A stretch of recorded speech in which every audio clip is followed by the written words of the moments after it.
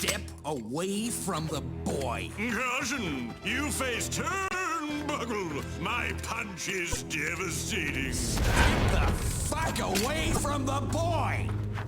The guy puts up his dukes like a total douche, so the action man, because he's a full-on psycho, pistol whips him into the ground like a tent pole.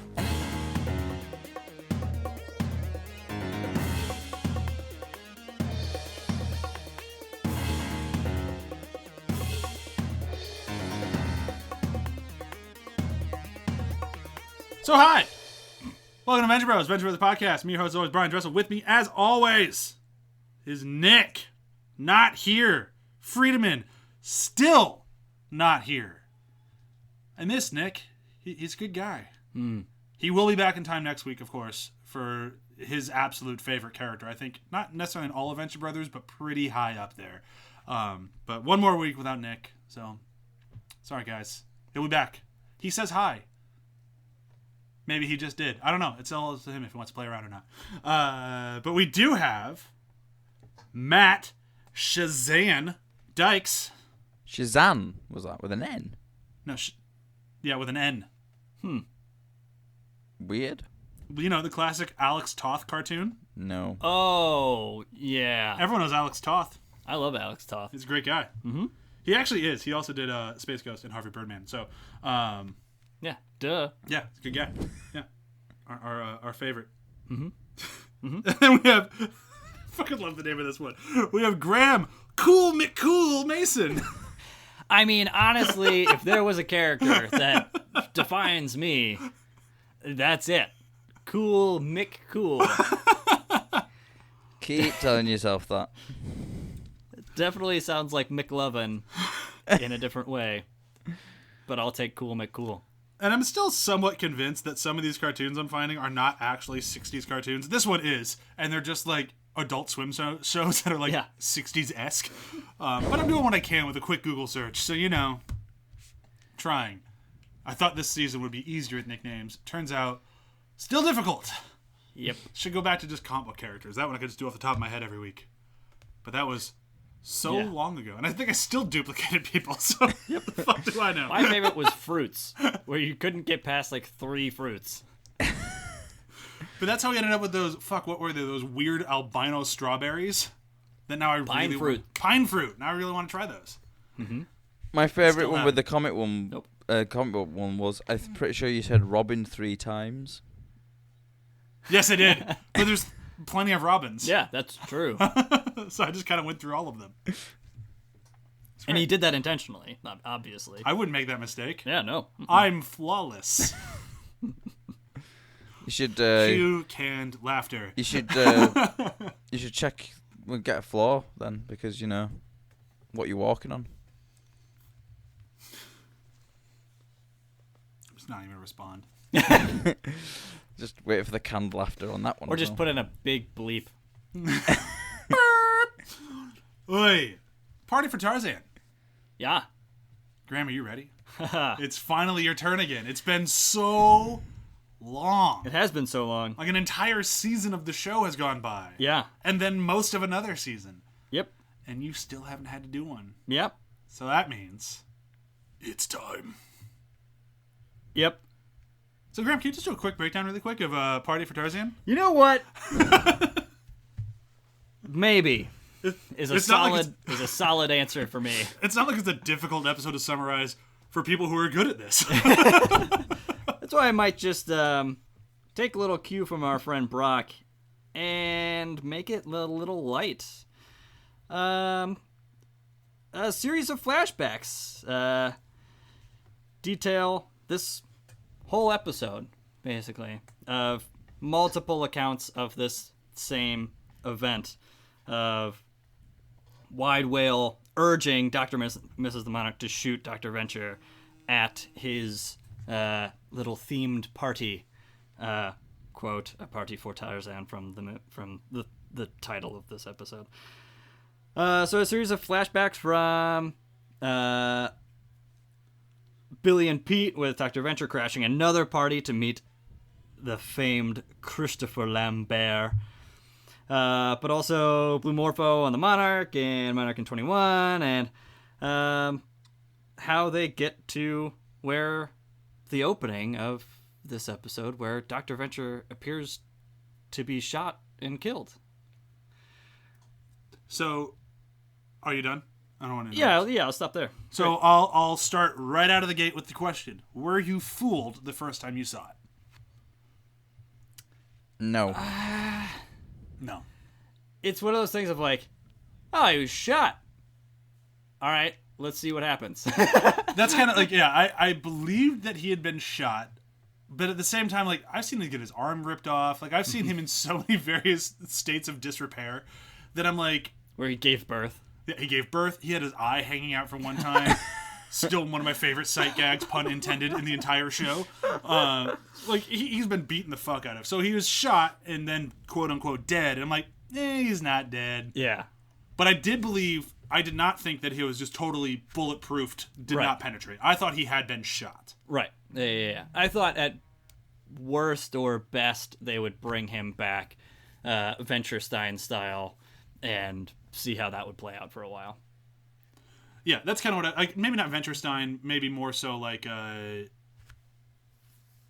don't know. But I didn't think... Some sort of super science would be involved in bringing him either back to life or some other way. And, yeah. Yeah, I thought it'd be more like wounded. Like the next episode would deal with like him in the hospital sort of thing. Right. Not that he would stand up and go, ah, and run away. Like, Yeah. It's the big C, isn't it? Yeah. See, what I thought it just got winged, like it had literally clipped him. But then he overreacted so much to it that he threw himself on the ground. That's not possible. He would no. He's a man's man, Rusty. So I would say we all firmly said no, but we were all fooled a little bit. Yeah. So it did work at least enough to where we all thought he did get shot, and that it didn't penetrate at all. The bulletproof just totally worked. Yep. So there's a little bit of, they kind of got us, but not entirely. No. And that's fine. I would never say this is my least favorite episode of the season. It's a very good episode, but I'm not a huge fan of the mechanic. Like, I love the stories they tell, but for me, it just doesn't really gel into an episode that I really love going back to. Really? Yeah. Like, I don't know what it is. Like, I love each one of the individual things so much, specifically the Gary stuff. Like, I love how, actually finally seeing how Gary got kidnapped and how he became... I was a big kid. Yeah. I love in that one all of the that. throwback to the old style Monarch costumes as well. I love it when they do that. Costumes? Whenever they go back in time and show the Monarch when he's younger, you have the old costumes in there. I just love seeing that, and it's because it's kind of like saying, yeah, that shitty pilot we did, it does still actually, it actually happened. That's, there is a Japanese guy out there who gets off to technology. Oh man, Stupidest thing ever. Yeah. And like that's what's weird about it for me. Like everything in the episode I love. Like I think it's all great. But there's something about the way it all kind of came together that just doesn't... It's never an episode that I'll turn off, but it's never one that I'm like, I want to watch a random episode from season 6. I don't think this will ever be the one I reach for. Well, yeah, but I mean, I don't know. I think that's hard to Random sell episode from season 6, I don't think you ever do but that. I like... But Well, I mean, possibly. But I do because I would definitely do it either with... And I think this holds true for any season, either the opening or the ending of any season. Usually those are the better episodes. Sure. But since we're talking about this episode, I'm going to put it out there. I really like this mechanic.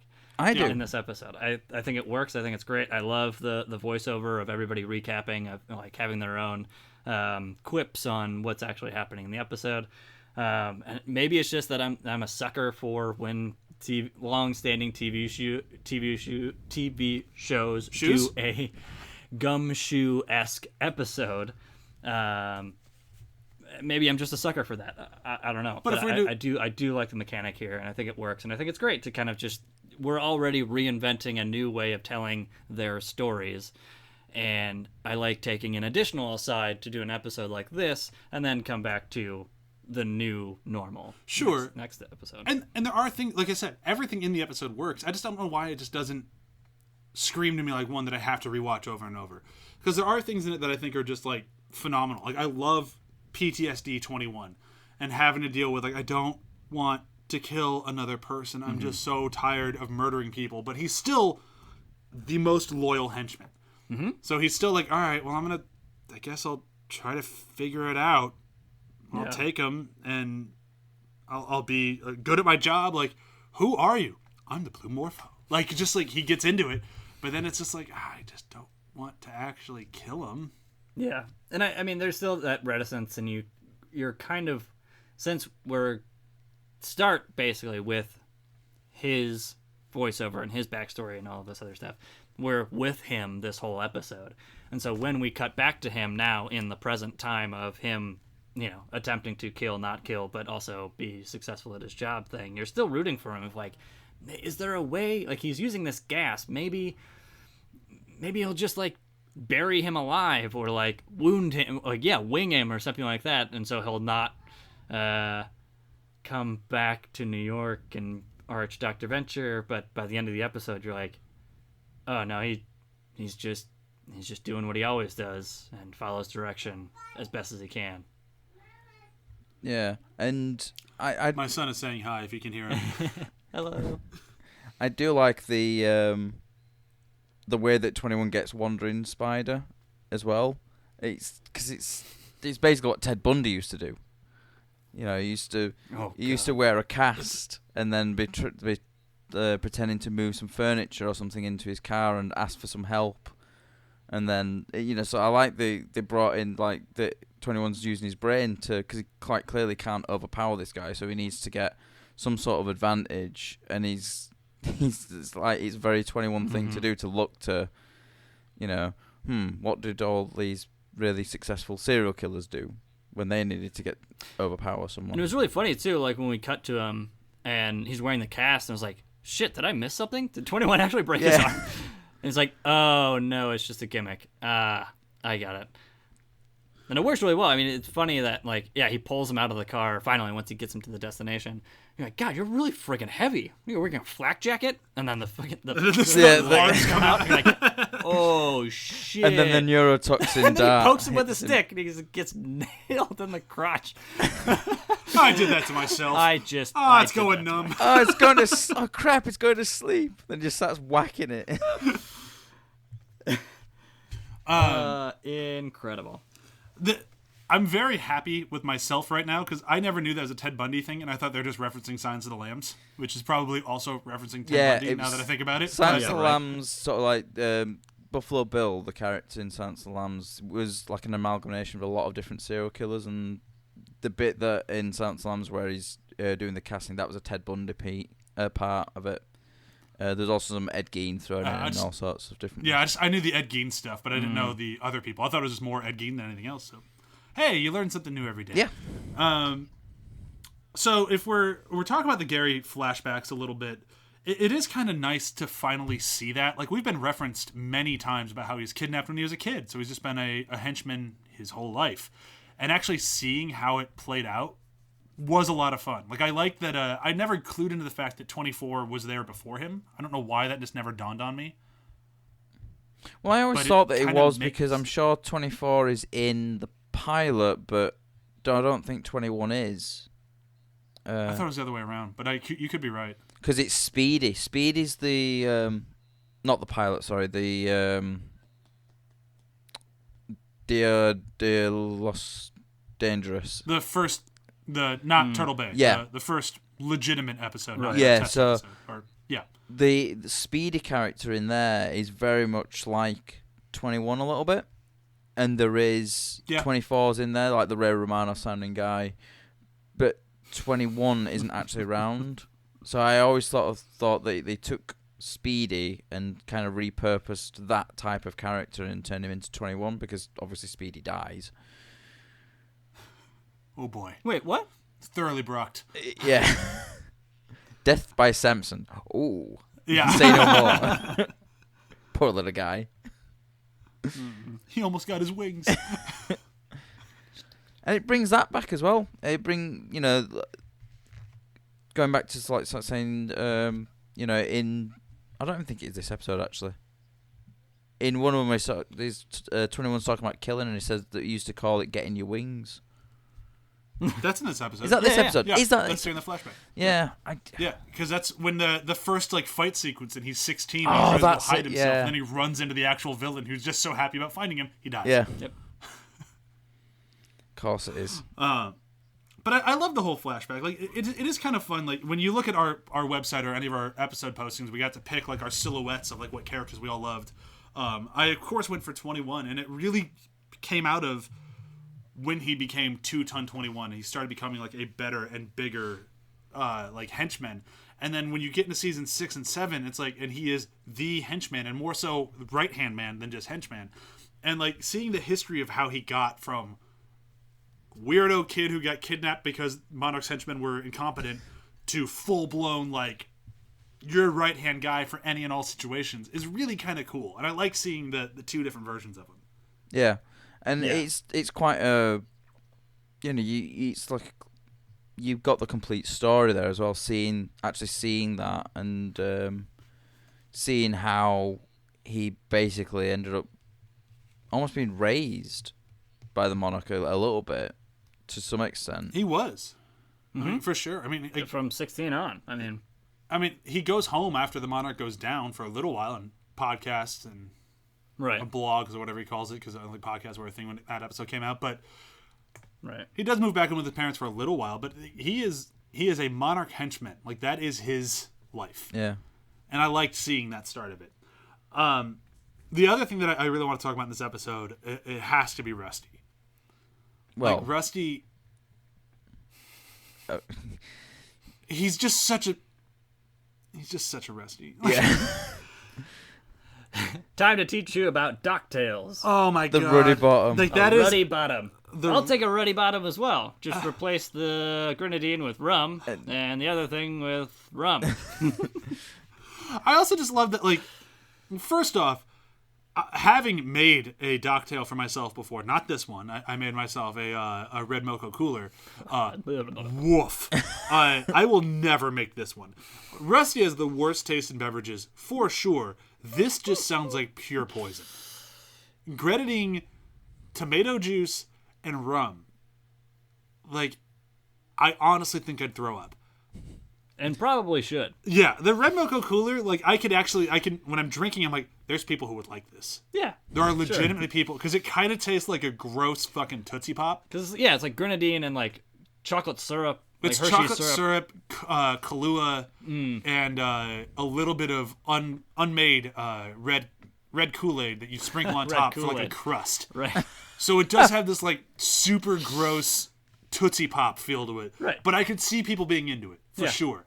I will never even smell the fucking Ruddy Bottom. Like, oof. Yeah. It upsets me. But, I mean, you're also saying, like, Rusty being Rusty this whole time, of getting Billy and Pete to crash this, sceney party to rake up some extra dough for Yeah. or interest at least, and they have filling their pockets with business cards so they can chat these celebrities up. Like, it's such a Rusty move. It's such a Rusty move, especially because they sneak in as waiters.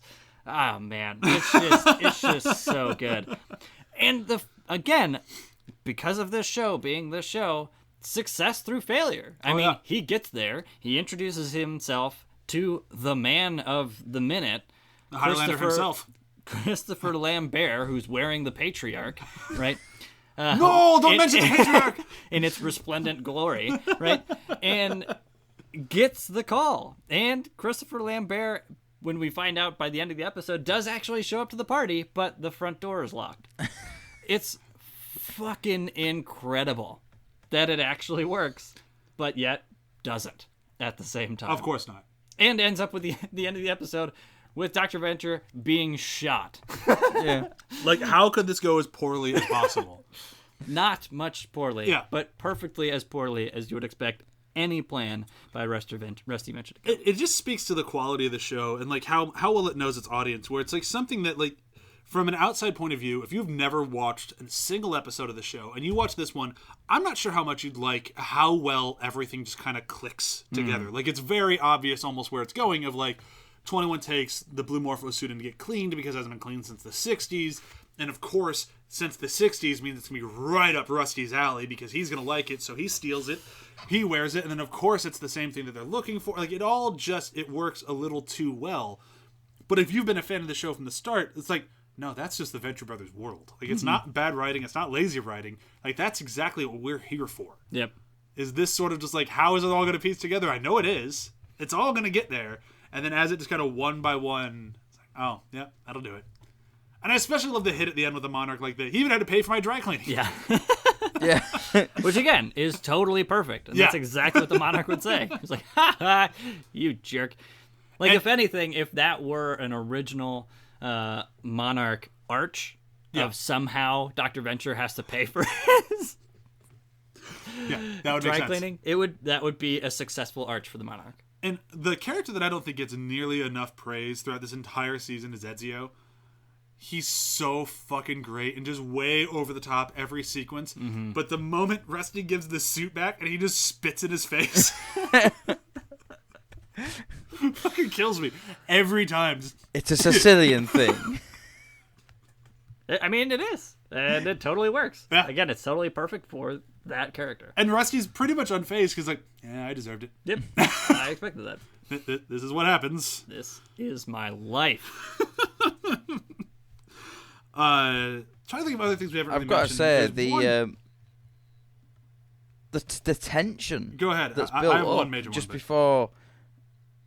Yeah, the tension that's built up just before Dr. Mrs. Monarch actually fires the gun. I think that's a brilliant sequence.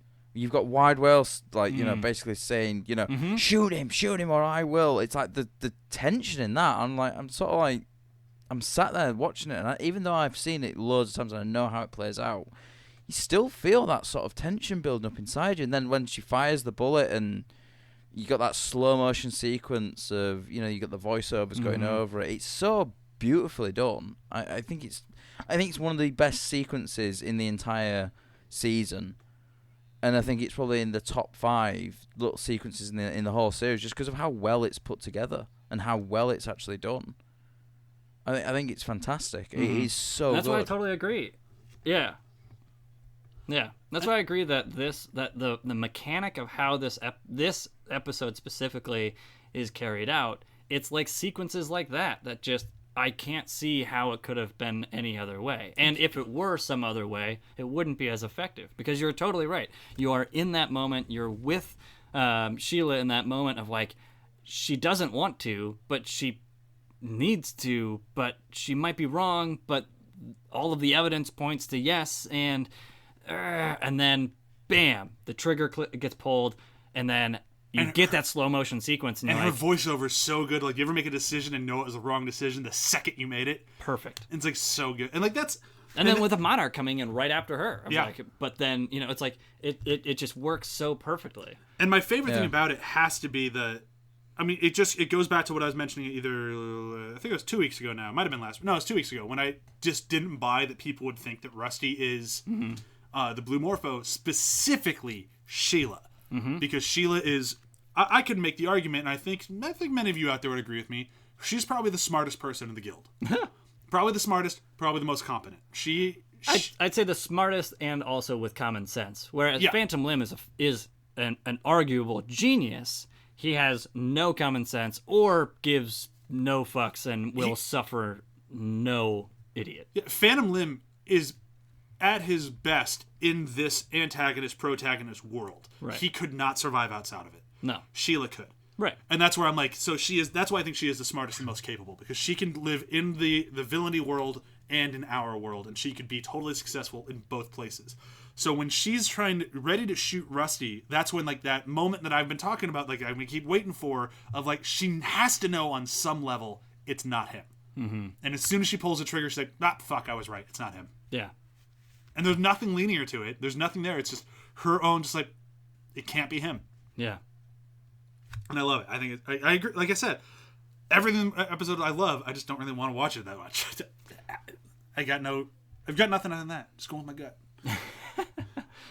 But now that we've talked about it successfully, now I just want to watch it again. Now I just want to watch it. Like I loved it so much. And again, maybe it's just me loving the gumshoe mechanic of episode of. But there's no hat. Seasonality. There's no Hank hat in this one. There's no Hank. And we all know how much everyone on the show, specifically Nick, loves Hank's hat. That's true. Yeah, Nick's love of that Hank hat is just, it's to a creepy degree, to be honest. I genuinely think that he just wants to sleep with it. I know, it's crazy. I mean, you should see his house. He's just got replicas of it all over his wall. Yeah, and not the fake kind. Yeah, no. Like the real kind. He spends money on those hats. Like these hats literally are two-dimensional. I'm surprised at how much Nick loves that hat. Like, I think it's a good device. I enjoy it in the episode. But my God, Nick, calm down. I really hope all that stays in the episode when Nick gets around to cutting this one. I think he'll just get very angry and cut it all out. Like, fuck you guys. Or knowing Nick, he's like, fine, fuck it, you're right, I love the hat. Whatever, fuck you guys. Another thing that I really like is when the Monarch goes through and like explaining the whole arching level thing, because we've always known there's this like sort of level 3, 4, 5, 6, 7, 8, 9, 10 sort of thing. We've never really had an explanation of it.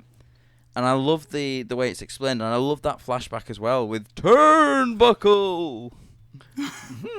Fucking Action Man. Yes. Like, that is, when we're all said and done with this entire show, which is going to be scarily soon, I'm sorry, but we're going to run out of episodes very quickly. When it's all said and done, when I have a whole thing planned for our final episode. We have favorite characters, favorite episodes, all of that stuff. The final episode of our show will be a big one.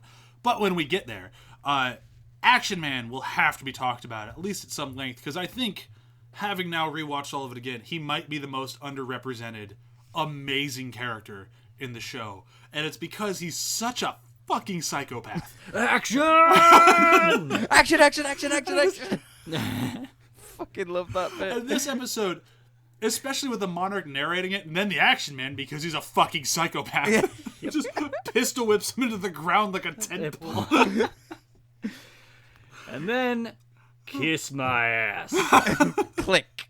Right between the eyes. And knowing Action Man, you know exactly what happens. The thing is, if I ever had to have a bodyguard, and I knew a lot of people around me wanted to kill me, like I knew like collateral damage wasn't going to be a problem, he's the guy I go for every time. Oh yeah. If I was ever afraid of collateral damage, don't hire the Action Man. I mean, don't care who collateral else damage. gets killed. Don't hire anybody in this show, because even Brok, you're destined to have Maybe Kano? too much. You get little origami. Later, Kano. That's true. That's okay. Yeah, Prime Kano. Nope, not at all. Yeah, everyone in the room is dead. Get early season, Which we get Brok, from this episode and he as well. somehow ends up being completely naked. Right. I mean, how many Also times true. did that happen in early seasons for no apparent reason whatsoever? He's completely naked. Hoy. So we've been talking for a while, and there's one thing that hasn't come up, and I feel like we've done a disservice to the episode, because there might be problems I have with it, and maybe that's why I'm not a huge fan of it. It's because of the wandering nature. It's easy to forget about things, like the story of how Dr. Z banged the Blue Morpho. As a famous female tennis player. I made tender yet purely accidental love to the Blue Morpho. Oh god, that is such a good line. And his thing of just like total bewilderment is like, I did everything. And I don't know if he pulled a switcheroo or whatnot, but I did Or everything. if you had a super duper And there was costume. nothing that she would not have let me do. And I just like that, like, Red Dragoon tries to have a problem. It was like, what? It was the 70s. It's like, he's just totally fine. It's like, the problem isn't that I had sex with a man. The problem is that I had sex with a Blue Morpho, and I don't know how it happened. It's the curiosity of the thing that's the problem. Oh god. That is incredible. And I remembered it before we started recording, and then I totally forgot about it again. Yeah. So that might be, it could be why I'm not a huge fan of it, is because there's so much and the wandering nature. That's true. So there, I'm back to not loving it as much as I probably could or should. Like I said, it's not my least favorite of the season.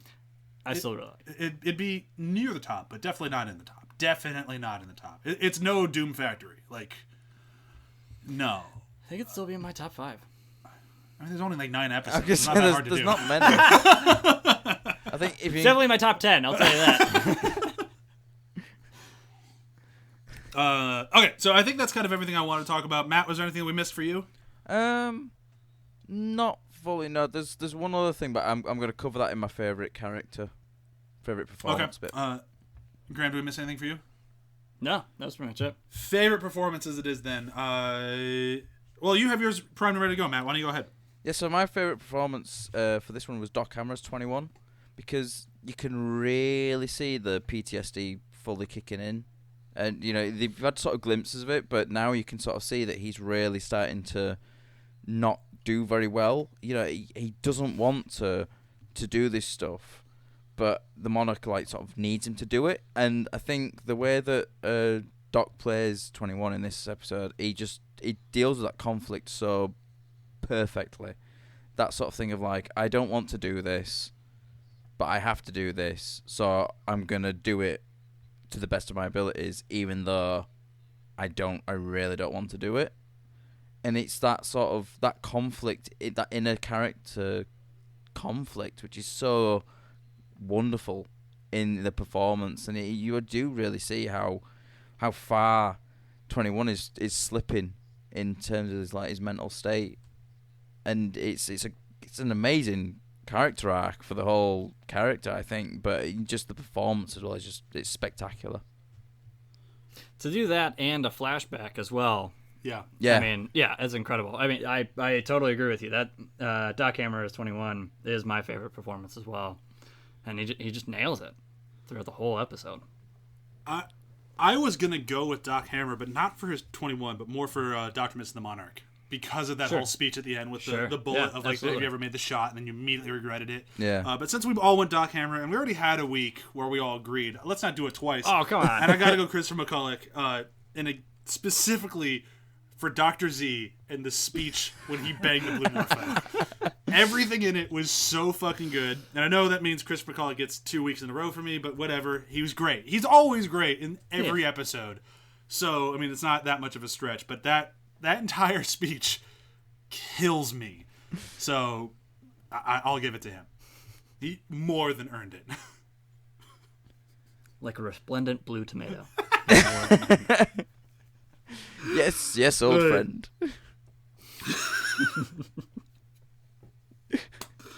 I mean, he also did the Monarch too, which was great throughout the whole episode. So yeah, I mean, it's tough to find an episode where Chris McCulloch isn't one of the best people in the show. So right, and same for Doc Hammer, like you just said, as 21 and as Dr. Menace the Monarch, in the same episode, to do all of what Matt just recovered, and do Dr. Menace the Monarch, as you mentioned. Yeah, it's incredible. Yeah, it's the best.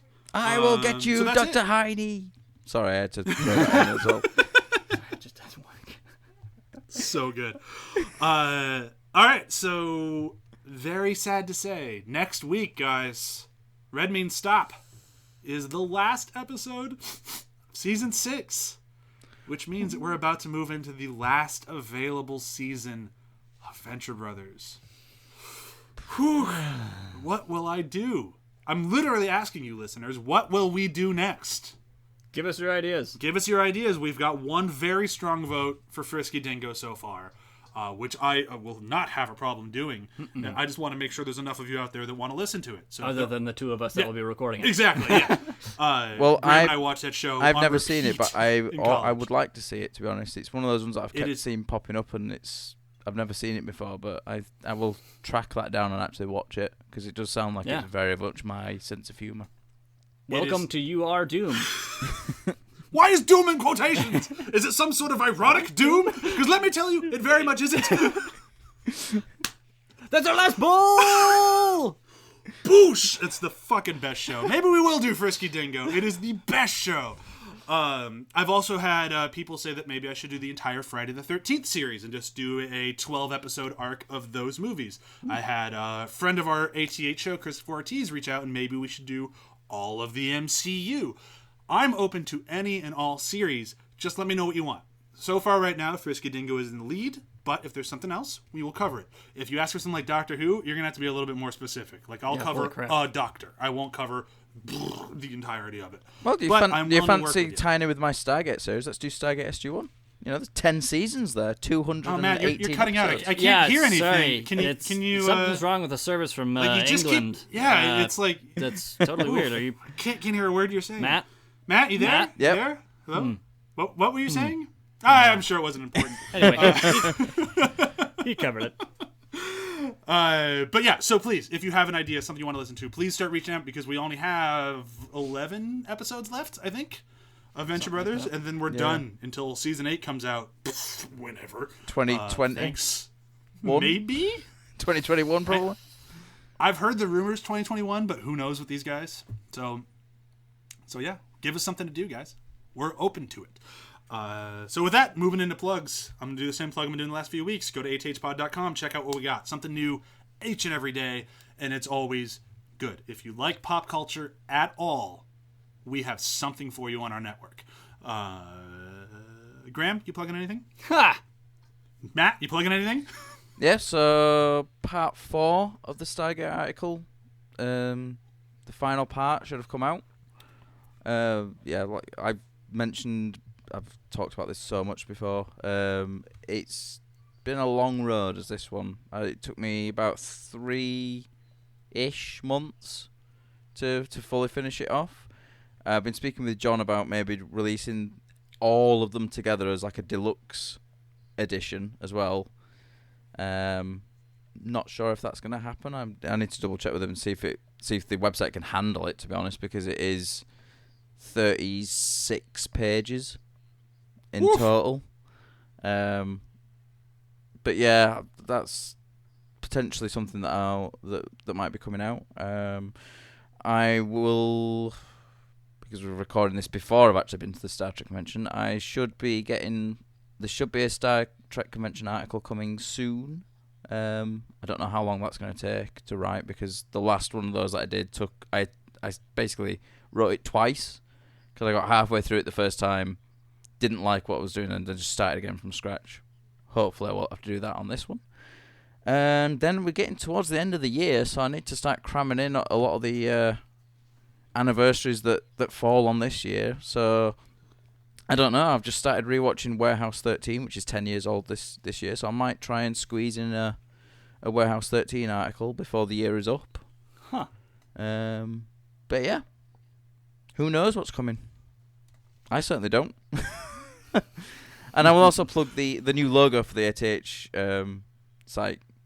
John Hardesty is a fucking god. Looks awesome. It looks so He good. did such a good job. Yeah. Ugh.